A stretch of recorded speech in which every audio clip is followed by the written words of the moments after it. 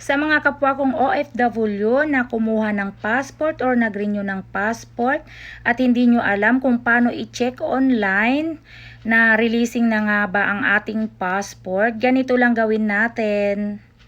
Sundan nyo ako at ituturo ko sa inyo. So, andito na tayo sa screen ng aking cellphone. Click lang natin yung Google. Ayan, tapos i-search natin yung Philippine Embassy. Ito yung lumabas sa Philippine Embassy. So, nandito na tayo sa website ng Philippine Embassy, Riyadh.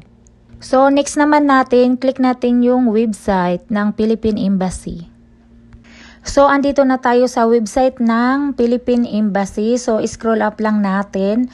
Tapos, hanapin natin yung release passport.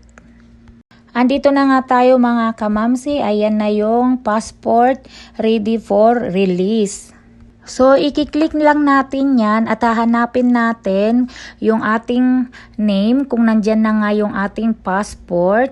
So, yung anak ko, nakita ko na nga dito, nandito na nga yung sa anak ko, for releasing na siya, kaya for pick up na lang, makukuha na namin yung passport.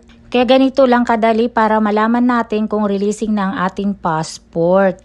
So, sana makatulong sa inyo, lalo na sa mga OFW na katulad ko. At kung nakatulong naman ito sa inyong simpleng tutorial, please naman paki-follow, comment, react, and share. Thank you so much!